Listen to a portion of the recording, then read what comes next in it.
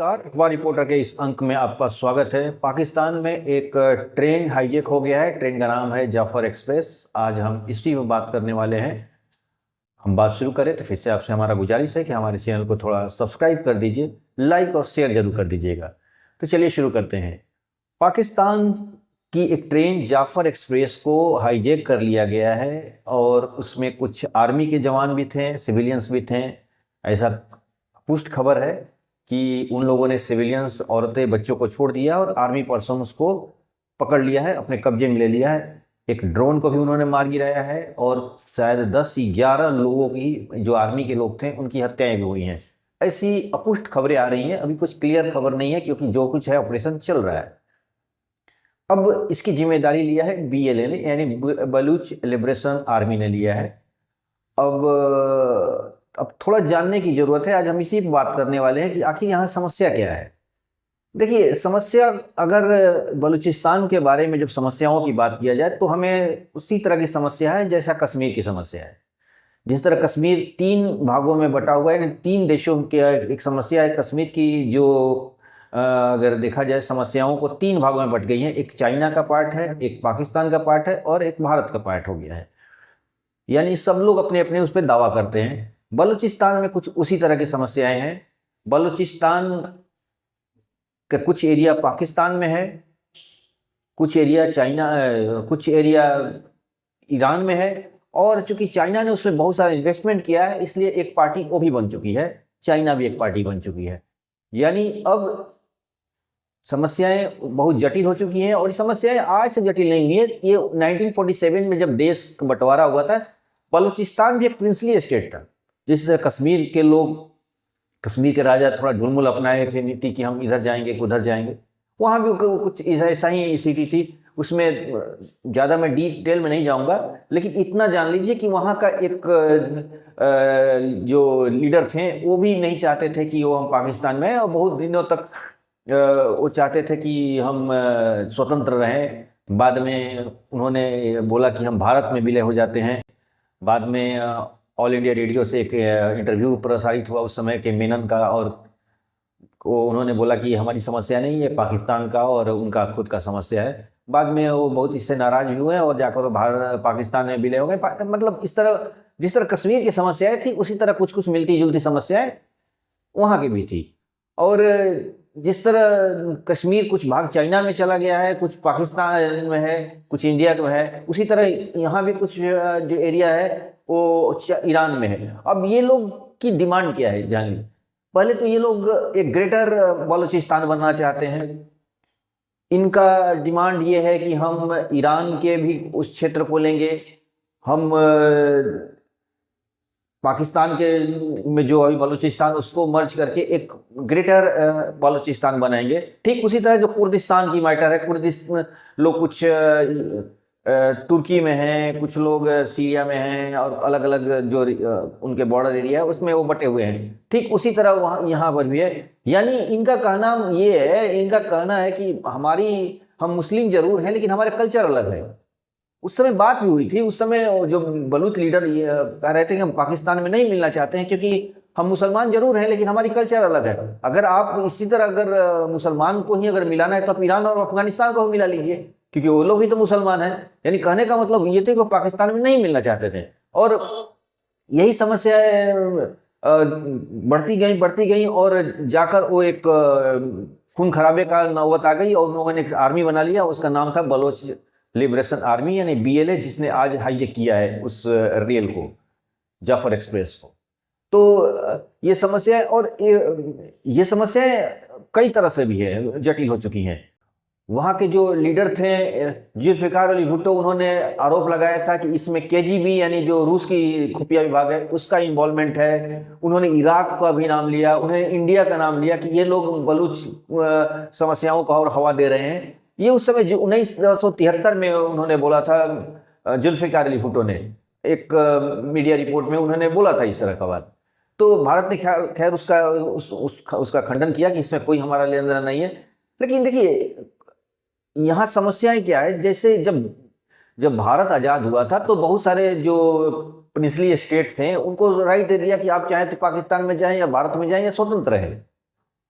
तो कश्मीर की समस्या जैसे पैदा हो गई थी उसी तरह वहाँ भी। और जैसे खैबर पख्तूनख्वा जो एरिया है उनका, जहाँ के बच्चा खान थे जो बादशाह खान को भी बोलते हैं, या खान अब्दुल गफ्फार खान की भी बोला जाता है, तो वो भी नहीं चाहते थे कि हम पाकिस्तान में मिले। वो चाहते थे कि हम स्वतंत्र रियासत हमारी हो, और उनके लिए उन्होंने बहुत आंदोलन भी किया था। और अंत में वो थक हार के 1947 में पाकिस्तान चले गए, और वहीं पर और उन्होंने अपने जीवन के 37 साल जेल में बिताए।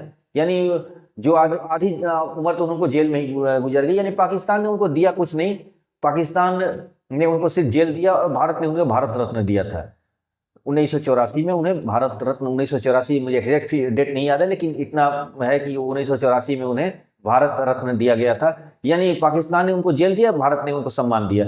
इसलिए, और यही वजह है कि जो अफगानी लोग हैं वो भारत को प्यार करते हैं, क्योंकि समय समय पर भारत ने उनको सम्मानित किया, उनके कल्चर का रिस्पेक्ट किया। इसलिए आज भी जो पाकिस्तान में और अफगानिस्तान के बीच में जो टेंशन चलती है, जबकि भारत को लोग समर्थन देते हैं और पाकिस्तान को थोड़ा वो लोग से नाराज रहते हैं, अफगानिस्तान के लोग की बात मैं कर रहा हूँ। तो यही स्थिति थी कि वो कई लोग नहीं मिलना चाहते पाकिस्तान में। तो पाकिस्तान जब कश्मीर की बातें करता है तो भारत में यही बात बोलता है कि आप कश्मीर की मानवाधिकार की बातें करते हैं, लेकिन पहले बलूचिस्तान की बात को कीजिए, क्योंकि बलूचिस्तान एक मिनरल्स और वाला एरिया है, बहुत अच्छा। उसमें उसकी ज़मीन बहुत अमीर ज़मीन है, उसकी धरती अमीर है, लेकिन वहाँ के लोग मात्र पाकिस्तान के GDP में 3% उनका योगदान है। यानी वहाँ बहुत काफ़ी गरीबी है। और पाकिस्तान को वहाँ के लोग पाकिस्तान पे आरोप लगाते हैं कि पाकिस्तान हमें जानबूझ के गरीब रखा हुआ है, हमारे यहाँ मिनरल्स हैं, हमारे यहाँ सब कुछ, हमारी धरती अमीर है, लेकिन वो चाइना को सब कुछ गिफ्ट कर रहा है। यानी चाइना उसको, हमारी धरती को लूट रहा है। इसलिए अक्सर वो चाइनीज लोगों पर हमले भी करते हैं, और उसमें कई इंजीनियर्स को भी उन लोगों ने, चाइनीज इंजीनियरों को मारा भी। तो इसलिए वहाँ पर, और उनका आरोप है कि हम लोग एक तरह से लेबर्स बन गए हैं। पूरा सच्चाई तो यही थी कि पाकिस्तान में सिर्फ पंजाबियों का चलता है।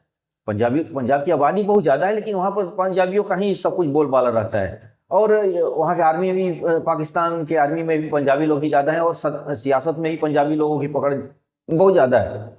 इसलिए वो लोग कहते हैं कि हमें गरीब बनाया गया है, हमें शोषण किया जाता है, हमें लेबर बनाकर मतलब एक सप्लायर बना दिया, लेबर सप्लायर बना दिया गया। ऐसा आरोप बलूचिस्तान के लोग लगाते हैं कि हमारे यहाँ गरीबी का वजह पाकिस्तान है, और हमारे यहाँ डेवलपमेंट नहीं कर रहा है, ताकि हम लेबर बन के वहाँ और पंजाब की सेवा करते रहें और पंजाब के लोगों को डेवलपमेंट कराते रहें। ऐसे तो इसी वजह से, और यही बात सिर्फ बलूचिस्तान की नहीं, उसका जो सिंध एरिया है वह भी लोग आरोप लगाते हैं कि पंजाबी लोग का वर्चस्व ज़्यादा हो चुका है, सत्ता में उनकी पकड़ ज़्यादा है, और हमारे यहाँ शोषण होता है। तो ये आरोप उसके कई, उधर जो खैबर पख्तून है वो भी यही बात बोलते हैं कि हमारी शोषण। यानी सारे लोग, पंजाब का जो क्षेत्र है, जैसे पंजाब भारत में है, उसी तरह पाकिस्तान का भी कुछ पार्ट में पंजाब है।